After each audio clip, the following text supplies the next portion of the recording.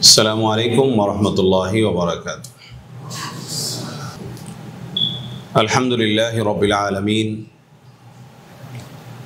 والعاقبة للمتقين والصلاة والسلام على رسوله سيد المرسلين وعلى آله وأصحابه أجمعين أما بعد. সিলেট দাওয়া সার্কেল কর্তৃক আয়োজিত আজকের এই গুরুত্বপূর্ণ মহতী প্রোগ্রামের সম্মানিত ডেলিগেট ভাইয়েরা, উপস্থিত ওলামায়ে কেরাম, প্রিয় দিনী ভাইসব, আল্লাহ সুবহানাহু ওয়া তাআলা আমাদেরকে একটি স্বাধীন পরিবেশে, একটি উন্মুক্ত পরিবেশে দিনী একটি বড় পরিসরে একটি প্রোগ্রামে অংশগ্রহণ করার তৌফিক দান করেছেন। এই জন্য প্রথমে মহান রব্বে করিমের দরবারে আমরা শুকর আদায় করি, সকলেই বলি আলহামদুলিল্লাহ। এই সাত সকালে প্রথমেই আপনাদের সঙ্গে আমার দেখা হয়ে গেল আজকে। এটা প্রথমেই এই প্রোগ্রামে আমাকে এখানে দাঁড়িয়ে কথা বলার সুযোগ করে দেওয়ার জন্য কর্তৃপক্ষের কাছে আন্তরিকভাবে আমি কৃতজ্ঞতা জানাই। আমাকে একটি বিষয় দেওয়া হয়েছে, বিষয়ের আলোকেও প্রথমেই আলোচনার একটা আছে, আমেজ আছে, একটা তাকাজা আছে, সেই হিসাবেও এখানে দাঁড়িয়ে আপনাদের সামনে কথা বলা।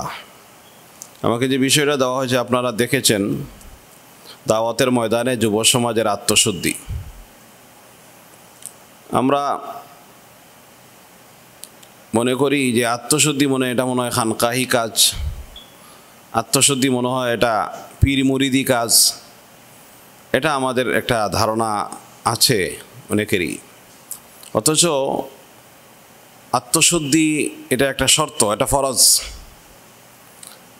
কারো যদি আত্মার পরিশুদ্ধি না থাকে তাহলে ইবাদতের ক্ষেত্রে সে পিছিয়ে থাকবে, দোয়ার ক্ষেত্রে সে পিছিয়ে থাকবে, বিভিন্ন দ্বীনি বিষয়ের ক্ষেত্রে সে বরকত শূন্য থাকবে। এই জন্য আত্মশুদ্ধিটা সবার আগে দরকার এবং এটা ফরজ। এখন এই আত্মশুদ্ধিটা যদি যুব সমাজের হয়ে থাকে তাহলে এটার প্রয়োজনীয়তা আরও বেশি। দাওয়াতের ময়দানে যুব সমাজের প্রধান এবং প্রথম দায়িত্ব হচ্ছে ইমানের উপর, তাওহীদের উপর দৃঢ় পথ থাকা। ইমান এবং তাওহীদের উপর যদি দৃঢ় পথ থাকেন তাহলে আত্মশুদ্ধির প্রথম শর্তটা পুরা হবে। কোরআনে কারীমে আল্লাহ সুবহানাহু ওয়া তাআলা ইমান ও তাওহীদের উপর দৃঢ় পথ থাকা যুবকদের আলোচনা করেছেন সূরাতুল কাহফে। আল্লাহ সুবহানাহু ওয়া তাআলা আলোচনা করেছেন হযরত মূসা আলাইহিস সালাতু ওয়াস সালামের উপর ইমান আনয়নকারী যুবকদের কথা।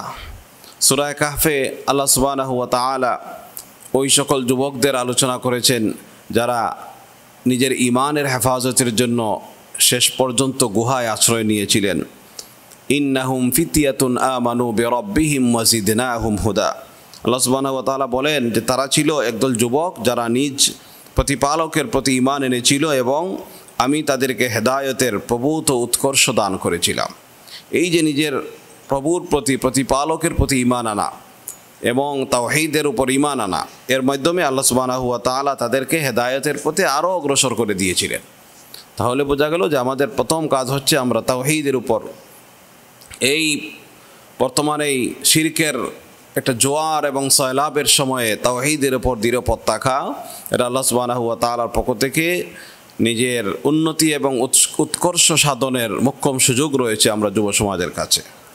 আল্লাহ সুবহানাহু ওয়া তাআলা হযরত মূসা আলাইহিস সালাতু ওয়াস সালামের উপর যখন কেউ ঈমান আনছিল না, তখন কিছু যুবক হযরত মূসা আলাইহিস সালামের উপর ঈমান এনেছিল।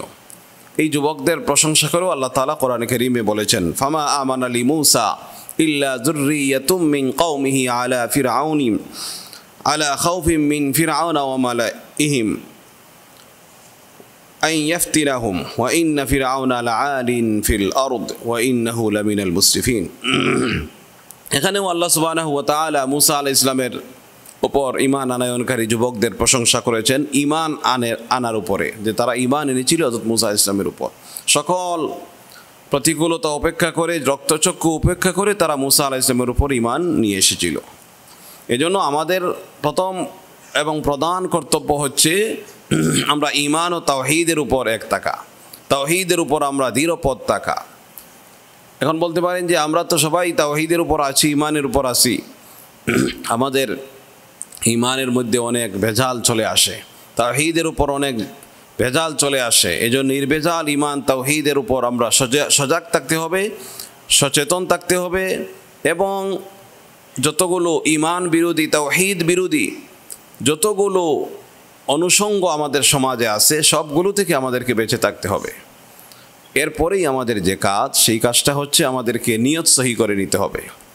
নিয়ত যদি সহি না থাকে তাহলে দাওয়াতের ময়দানে আমাদের আত্মশুদ্ধি হবে না, আর আত্মশুদ্ধি না থাকলে দাওয়াত ইফেক্টিভ হবে না।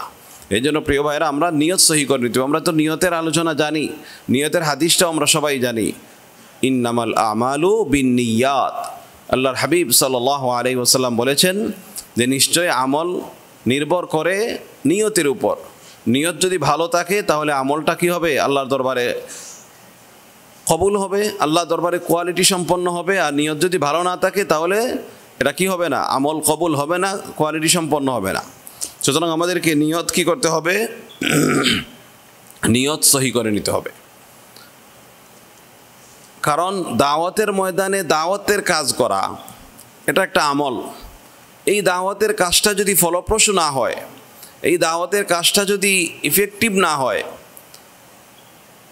প্রভাব বিস্তারকারী যদি না হয়, তাহলে তো এই কাজটা একেবারে বেকার হয়ে যাবে।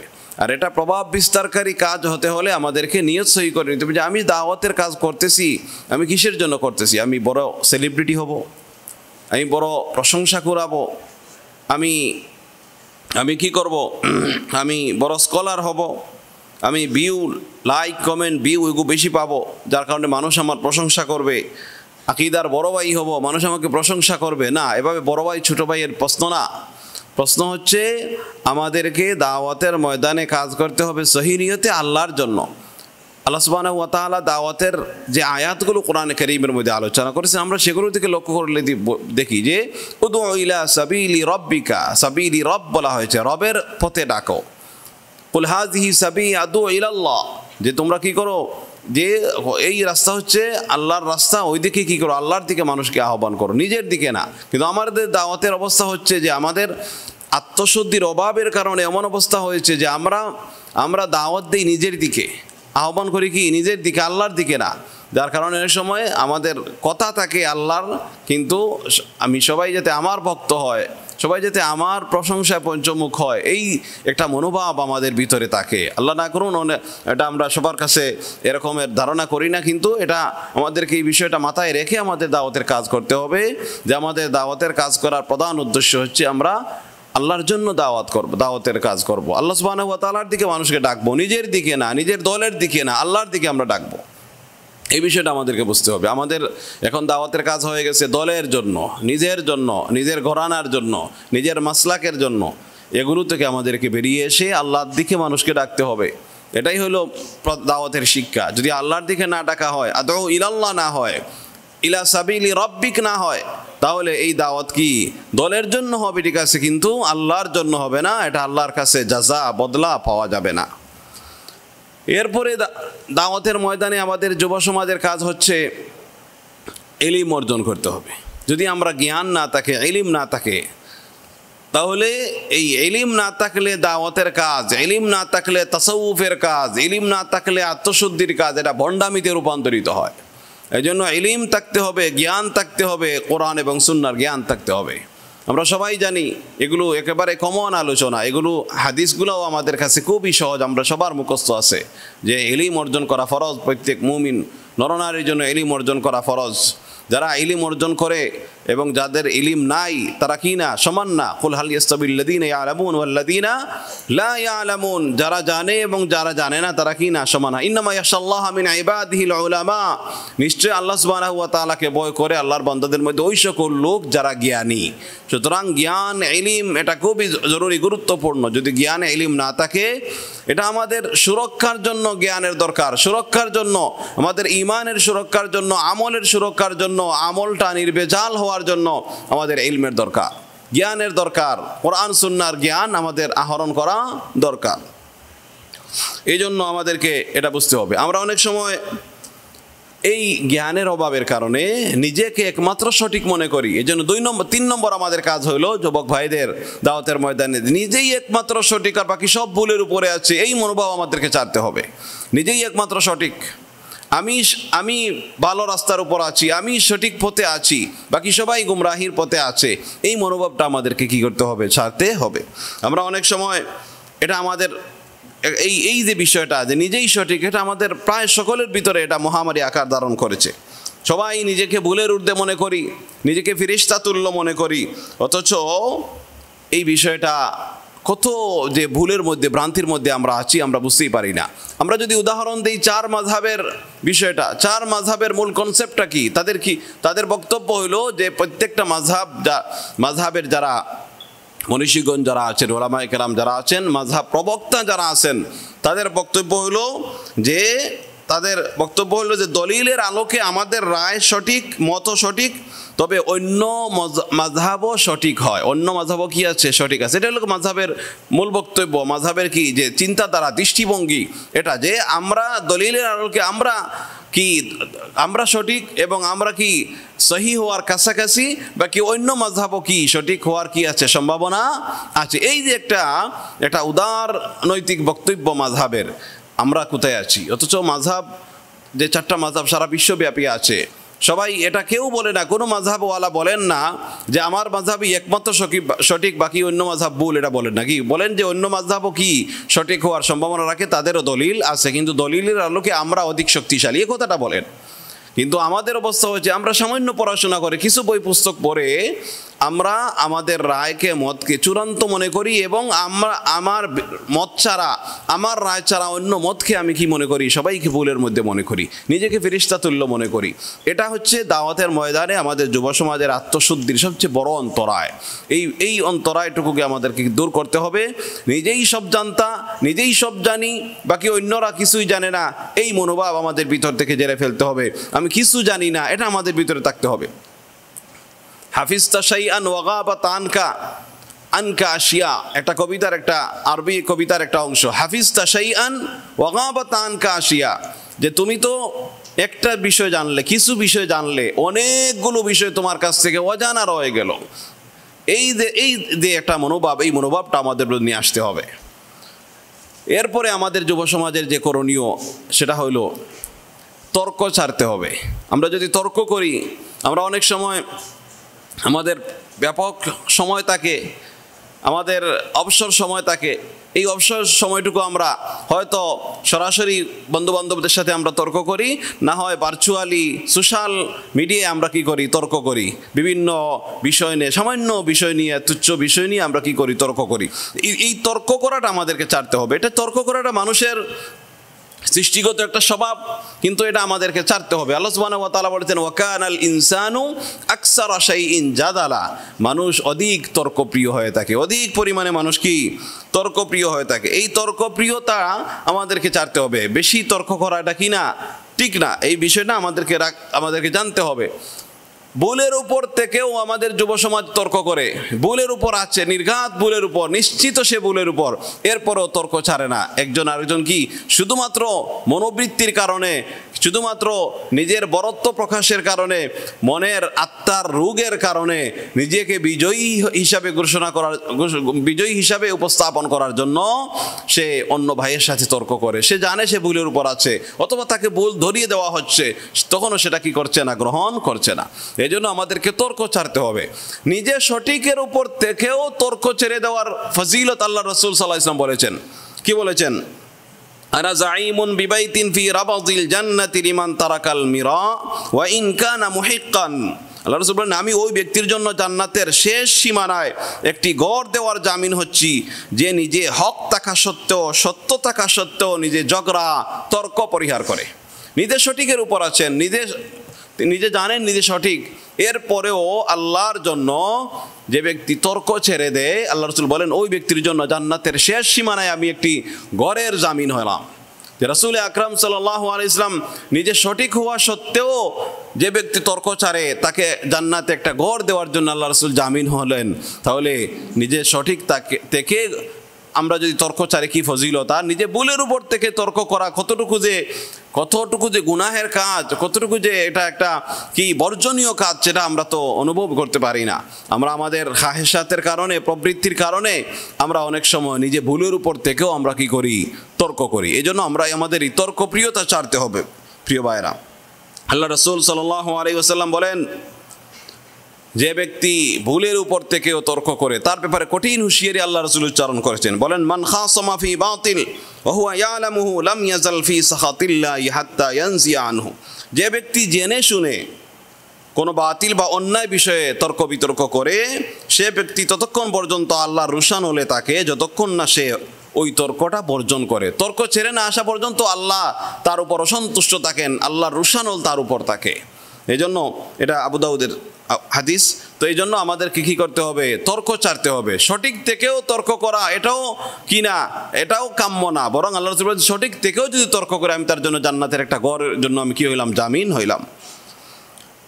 এরপরে দায়ী ভাইদের যে কাজ, সেটা হলো দায়ী ভাইদের জন্য সবচেয়ে বড় গুরুত্ব দেওয়ার মতো কাজ হইল ফতোয়া না দেওয়া। আমরা অনেক সময় দায়ী হওয়ার পরে বা দাওয়াতের ময়দানে নেমে যাওয়ার পরে আমরা ফতোয়া দেওয়া শুরু করি। এটা হচ্ছে আমাদের দাওয়াতের ময়দানে বড় অন্তরায়। দাওয়াতের কাজ ইফেক্টিভ হওয়ার ক্ষেত্রে বড় একটা অন্তরায় হলো যে আমরা ফতোয়া দেওয়া শুরু করি। অথচ উসুল হইল, মূলনীতি হইল যে একজন মানুষ যদি মুফতিও হয়, ফিকহ ফতোয়া সম্পর্কে সে যদি অভিজ্ঞ হয়, তবুও দাওয়াতের ময়দানে সে গিয়ে ফতোয়া দিবে না। সে দাওয়াতের ময়দানে গিয়ে দাওয়াতের ভাষায় কথা বলবে, সে আশার কথা বলবে, প্রত্যাশার কথা বলবে, দরদের কথা বলবে। দাওয়াতের ময়দানে গিয়া ফতোয়া দেওয়া এটা দায়ীদের তো কাজ নাই, মুফতি সাহেবের কাজ না। মুফতি সাহেব ফতোয়া দিবেন যখন ফতোয়ার পরিবেশে তিনি বসবেন। মুফতি সাহেব ফতোয়া দিবেন যখন ফতোয়া ওনার কাছে আসবে, কেউ ইস্তেফতা করবে, কেউ ফতোয়া চাইবে, তখন দিবেন। দাওয়াতের ময়দানে গিয়ে ফতোয়ার ভাষায় কথা বলা এটা কোনো দায়ীদের কাজ হতে পারে না, এটা দায়ীদের স্বভাব হতে পারে না। এই জন্য প্রিয় ভাইয়েরা, দাওয়াতের ময়দানে, দাওয়াতের ফিল্ডে কাজ করবেন, তিনি ফতোয়ার ভাষায় কথা বলবেন না। আমাদের অবস্থা হয়েছে যে আমরা সামান্য দিনই বই পুস্তক পড়াশোনা করি, আমরা ফতোয়ার ভাষায় কথা বলি, অথচ ফিকহ ফতোয়া বিশাল বড় একটা সাগর, এর মধ্যে প্রশস্ততা আছে। না জেনেই আমরা অনেক সময় আমরা ওপেন ডিসকাশন শুরু করে দেই। অথচ আল্লাহ সুবহানাহু ওয়া তাআলা বলেছেন, ওয়ালা তাকফু মা লাইসা লাকা বিহি ইলম ইন্নাস সামআ ওয়াল বাসারা ওয়াল ফুআদা কুল্লু উলাইকা কানা আনহু মাসউলা। আল্লাহ তাআলা কি বলেন, যে বিষয়ে তোমার জ্ঞান নেই তার পিছনে তোমরা পড়ো না। নিশ্চয় কান, চক্ষু ও অন্তঃকরণ এদের প্রত্যেকটি আল্লাহর দরবারে, আল্লাহর সামনে জিজ্ঞাসিত হবে। এই জন্য আমরা না জেনে অনেক সময় ফতোয়া দেই, জেনেই তো দাওয়াতের ময়দানে ফতোয়া দেওয়া ঠিক না। যখন ফতোয়া সামনে আসবে, যখন কেউ ইস্তিফতা করবে, প্রশ্ন করবে, তখন আপনি কি করবেন, ফতোয়া দিবেন। আমি একটা ঘটনা আপনাদেরকে বলবো। পাকিস্তানের প্রখ্যাত আলেম, আমরা সকলেই জানি, ফকিহ হযরত মাওলানা মুফতি শফি রাহিমাহুল্লাহ, ওনার ছেলে বর্তমান বিশ্বের শীর্ষ আলেম তাকি উসমানী দামাত বারকাতুম, তিনি বলেন যে আমার পিতা মোট ৮০,০০০ মাসআলা নিজ হাতে লিখেছেন। শেষ বয়সে তিনি একটি ইফতার মাদ্রাসাও খুলেন। তো সেখানে 3 বছরের ইফতার পড়াশোনা হতো। তো ছাত্ররা যখন এখান থেকে পাঠ শেষ করে যেত, তখন বাবা, তাকি উসমানী বলেন যে তখন আমার বাবা কাউকে মুফতি হওয়ার সার্টিফিকেট দিতেন না। বাবা লিখে দিতেন যে এই ছেলে আমার কাছে 3 বছর ইফতা পড়েছে, এই কথাটা শুধু লিখে দিতেন। বাবা সবসময় বলতেন ইফতা পড়লেই মুফতি হওয়া যায় না, ফতোয়া দেওয়া যায় না। তাকি উসমানী বলেন, এরপর আমি 30 বছর আমার বাবার সঙ্গে ছিলাম, কখনো বাবাকে না দেখিয়ে আমি কোনো ফতোয়া দেই নাই। 30 বছর থাকা পরেও বাবাকে না দেখিয়ে তিনি কোনো ফতোয়া দেন নাই। এই জন্য তাকি উসমানী বলেন যে ইফতা পড়লেই শুধু মুফতি হওয়া যায় না, নামের পাশে মুফতি লেখাও ঠিক না। দীর্ঘ সময় মুফতির সংস্পর্শে থেকে ফতোয়া দেওয়ার পদ্ধতি আমাদের কি শেখা উচিত। অথচ আমরা সামান্য বই পুস্তক পড়ে, সামান্য কোরআন হাদিস চর্চা করে আমরা ফতোয়া দেওয়া শুরু করি। অথচ ফতোয়া বিশাল একটা বিষয়। স্থান, কাল, পাত্রভেদে তার ফতোয়ার ভাষা কি হয়, চেঞ্জ হয়, ভিন্ন হয়। ইমাম মালিক রহমতুল্লাহ আলাইহির বড় একটা গুণ ছিল, ওনার কাছে কেউ, তিনি বড় মুফতি, তিনি বড় ফাকি, তিনি বড় মুজতাহিদ ইমাম, ওনার কাছে কেউ জিজ্ঞাসা করলে অধিকাংশই তিনি বলে উঠতেন আমি জানি না। এই জন্য হযরত আব্দুল্লাহ ইবনে মাসউদ রাদিয়াল্লাহু তাআলা আনহু বলেন, ইয়া আইয়ুহান নাস মান আলিমা শাইআন ফালিয়াকুল বিহি ওয়া মান লাম ইয়ালাম ফালিয়াকুল আল্লাহু আ'লাম। হে লোক সকল, কেউ যদি কোনো বিষয় তোমরা জানো, কেউ জিজ্ঞাসা করে বলে দিও, আর যদি না জানো আল্লাহু আ'লাম বলে দিও আমি জানি না। এরপরে তিনি বলেছেন ফা ইন্না মিনাল ইলমি আন ইয়াকুলা লিমা লা ইয়ালামু আল্লাহু আ'লাম, যে এটা ইলমের গুরুত্বপূর্ণ একটা বিষয়, যে না জেনে সে যদি বলে আল্লাহু আ'লাম আমি জানি না, এটা হচ্ছে সে যে বড় আলিম, এটা তার একটা পরিচয়, সে যে বড় জাননেওয়ালা এটা তার পরিচয়। যেজন ইমাম মালিক বলেন মিন ফিকহিল আলিম আন ইয়াকুলা লা আ'লামু, যে একজন আলিমের ফাকিহ হওয়ার, দ্বীনের বুঝ থাকার বড় দলিল হলো সে বলে আমি জানি না, সে বলে কি আমি জানি না। তো নিজের বুঝ থাকার বড় দলিল হইল না জানা বলা, আমি সব কিছু জানি, এটা কি বড় আলিম হওয়ার দলিল না। এজন্য আমি যেটা জানি সেটা বলবো, যেটা জানি বলবো আমি যে ভাই এটা আমার জানা নেই। দায়ীদের আরেকটা কাজ হইল হতাশ হওয়া যাবে না। দাওয়াতের ময়দানে হতাশ হওয়া বড় একটা অন্তরায় দাওয়াতের ময়দানে, এই জন্য আমরা হতাশ হব না। আল্লাহ রসুল সাল্লাল্লাহু আলাইহি ওয়াসাল্লাম যখন মক্কায় 13 বছর দাওয়াত দিলেন, মাত্র 435 জন মানুষ ইসলাম গ্রহণ করেছিলেন। যখন হিজরত করলেন ব্যাপকভাবে মানুষ ইসলামে আসা শুরু করলেন। নবীগণ 1000 বছর দাওয়াত দিয়ে গুটি কয়েকজন মানুষ কি করেছেন, ইসলাম গ্রহণ করেছেন, কিন্তু তারা কি করেন নাই, হতাশ হন নাই, ময়দানের কাজ তারা ছেড়ে যান নাই। এজন্য আমাদেরকে হতাশ হওয়া যাবে না, এজন্য আমাদেরকে হতাশ হলে হবে না। আমাদের দাওয়াতের কাজ শুরু করতে হবে নিজের পরিবার থেকে, নিজের ব্যক্তিগতভাবে নিজের পরিবার পরিজন অধীনস্থদের মধ্যে দাওয়াতের কাজ শুরু করে দিতে হবে। আর আমরা যদি আমাদের পরিবারে দিন না থেকে আর দাওয়াতের কাজ করি, তাহলে এটা সমাজের মধ্যে একটা ব্যাড এফেক্ট পড়বে। এই জন্য আমাদেরকে দাওয়াতের কাজে কী করতে, পরিবার থেকে প্রথমে শুরু করতে হবে। আর যেটা আল্লাহ রসুল শুরু করেছেন, আল্লাহ তাআলা আল্লাহ রসুল ইসলামকে নির্দেশ দিয়েছেন ওয়ানজিরা আশিরাতাকাল আকরাবিন, সংসার পরিবার নিয়ে চলতে হবে। দাওয়াতের ময়দানে গুরুত্বপূর্ণ একটা কাজ এটা, যে আমরা অনেক সময় দিনের পথে আসলে আমরা সংসার ত্যাগ করি, পরিবার ত্যাগ করি, পড়াশোনা ত্যাগ করি, এটা কিন্তু ঠিক না। পড়াশোনা যদি আপনি ত্যাগ করেন, দাওয়াতের ময়দানে এসে দিনের কাজে এসে যদি আপনি পড়াশোনা শেষ করে দেন, তাহলে সমাজে এটার একটা বাজে একটা মন্দ একটা ইফেক্ট পড়ে, একটা প্রভাব পড়ে। এই জন্য আমাদেরকে এগুলো রেখেই আমাদেরকে চলতে হবে, এগুলো সহই আমাদেরকে চালিয়ে যেতে হবে। আর না হয় সমাজের অন্যরা বলবে যে অমুকের ছেলে দিনের পথে গিয়ে সে পড়াশোনা লাটে উঠাইছে, তোমার ছেলেকে কখনো মসজিদের দ্বারে কাছে দিও না। এই জন্য এটা আমাদেরকে ভালো করে বুঝতে হবে, সব পারিপার্শ্বিকতা বুঝে আমাদেরকে সিদ্ধান্ত নিতে হবে। আমাদের জিহাদি জজবা, দিন কায়েমের স্বপ্ন আমাদের সবার আছে, এটা ভালো, এবং প্রত্যেক মুমিনের এমন জজবা থাকা উচিত, এবং এটা প্রকৃত মুমিনের পরিচয়। তবে আমাদের কাজ কি শুধুমাত্র এর আগে শুধুমাত্র ঘুমিয়ে কাটানো না, ইদাত প্রস্তুতি গ্রহণটা আমাদের দরকার, শারীরিক ফিটনেস দরকার। যদিও বাংলাদেশের ময়দান জিহাদের ময়দান না, দাওয়াতের ময়দান, কিন্তু শারীরিক ফিটনেস আমাদের কেন দরকার, সুস্থতার কেন দরকার? এই জন্য দরকার যে দাওয়াতের ফিল্ডে কাজ করতে হলে সুস্থতার প্রয়োজন। ইবাদত বন্দেগী, বান্দার হক আদায় করার জন্য, পরিবারের হক আদায় করার জন্য আমাদের সুস্থতার দরকার। এই জন্য আল্লাহ রাসূল সাল্লাল্লাহু আলাইহি ওয়াসাল্লাম বলেছেন, আল মুমিনুল কাবিয়্যু খায়রুন ওয়া আহাব্বু ইলাল্লাহি মিনাল মুমিনিজ যায়ীফ, শক্তিশালী মুমিন এবং শক্তিশালী মুমিন আল্লাহর কাছে উত্তম এবং আল্লাহর কাছে প্রিয় হইল দুর্বল মুমিনের চাইতে। এই জন্য প্রিয় ভাইয়েরা, আমরা শুধুমাত্র ঘুমিয়ে পরিমিত, আমরা যদি পরিমিত খাবার গ্রহণ না করি, পরিমিত না ঘুমাই, তাহলে কিন্তু আমরা দুর্বল হয়ে যাব, অসুস্থ হয়ে পড়ব, আস্তে আস্তে মোটা হয়ে যাব, বুড়ি বেড়ে যাবে, মেদ বুড়ি বেড়ে যাবে, যার কারণে আমাদের চলতে ফিরতে ইবাদত মধ্যে গিতে কষ্ট হবে। অনেক ভাইরা আমাদেরকে বলেন যে ফজরে উঠতে পারেন না, এটাও বড় একটা কারণ যে আমরা পরিমিত খাই না, পরিমিত আমরা ঘুমাই না। এই জন্য আমাদেরকে পরিমিত খাবার, পরিমিত ঘুমানো এবং শারীরিক ফিটনেস, ব্যায়াম, শরীর চর্চা করা, এগুলো আমাদেরকে জারি রাখতে হবে। প্রত্যেক কাজের জন্য পরিবেশ পরিস্থিতি আমাদেরকে বুঝতে হবে। কলেজ ইউনিভার্সিটির ক্যাম্পাসে আমরা কীভাবে দিনের কাজ করব, দাওয়াতের কাজ করব, এগুলো আমাদেরকে বুঝতে হবে।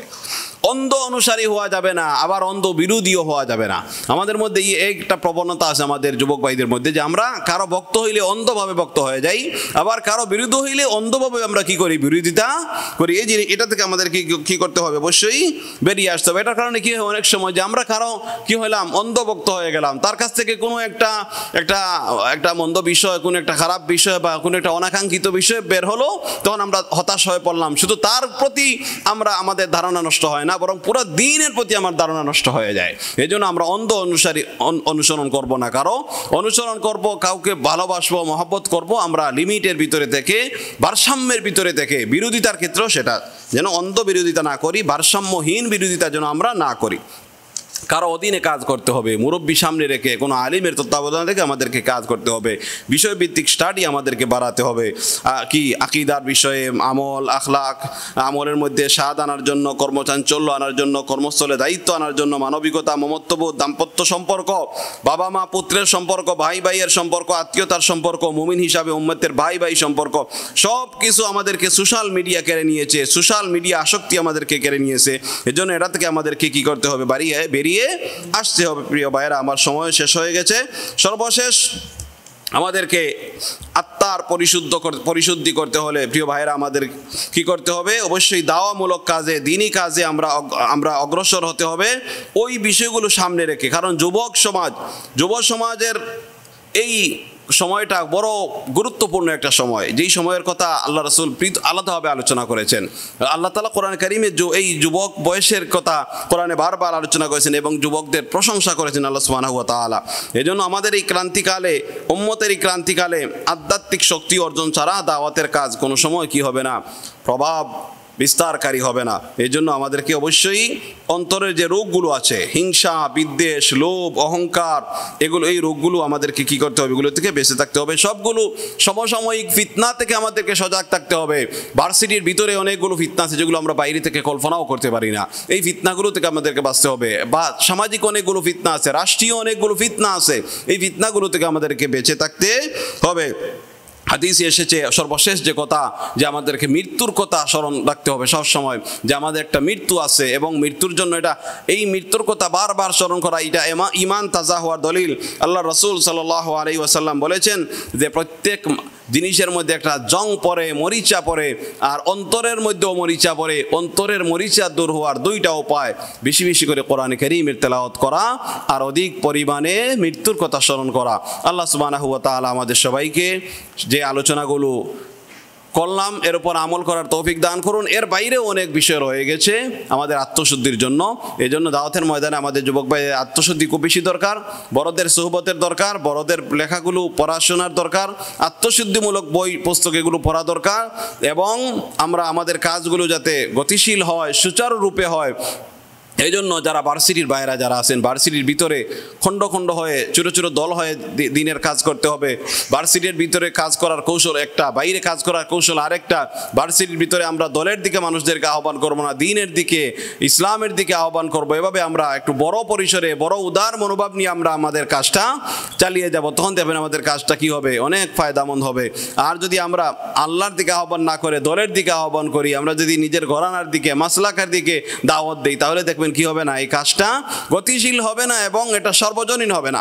কাজটা সর্বজনীন হওয়ার জন্য আমাদেরকে ভার্সিটির ভিতরের পরিবেশটাকে সম্পূর্ণ তাওহীদ ভিত্তিক আমাদের কাজ করতে হবে এবং আমাদের প্রতিপক্ষ নির্ধারণ করতে হবে যে ভার্সিটির ক্যাম্পাসের ভিতরে আমাদের প্রতিপক্ষ কিন্তু আমাদের আরেক দিনী ভাই না। আমাদের ভার্সিটির ভিতরে আমাদের প্রতিপক্ষ হচ্ছে যে ওরা যারা ইসলাম বিদ্বেষী, যারা ইসলামের বিরুদ্ধে ছিদ্রান্বেষণে থাকে, যারা শরিয়ার বিরুদ্ধে, শরিয়ার বিভিন্ন বিধিবিধান, শরিয়া আইনের বিরুদ্ধে যারা কথা বলে, বা শরিয়ার সম্মানী দুশ্মনী রাখে, আল্লাহ রাসূলের সাথে দুশ্মনী রাখে, কোরআনকে যারা সহ্য করতে পারে না, এভাবে এরা যারা আছে ভার্সিটির ভিতরে, এরা হবে আমাদের মূল প্রতিপক্ষ। আমাদের দ্বীনি ভাইরা যারা বিভিন্ন দলে উপদলে বিভক্ত আছেন, তাদেরকে আমরা প্রতিপক্ষ বানাবো না। আল্লাহ সুবহানাহু ওয়া তাআলা আমাদের সবাইকে এই অগোছালো এবং বিকৃত যে কথাগুলো বললাম এর উপর আমল করার, আরও আত্মশুদ্ধিমূলক অনেক কথাগুলো রয়ে গেছে সেগুলোও আমরা রপ্ত করে, সেগুলো আমরা পড়াশোনা করে আমল করার তৌফিক দান করুন। আমিন। ওয়া আখিরু দাওয়ানা আলহামদুলিল্লাহি রাব্বিল আলামিন। আসসালামু আলাইকুম ওয়া রাহমাতুল্লাহি ওয়া বারাকাতুহু।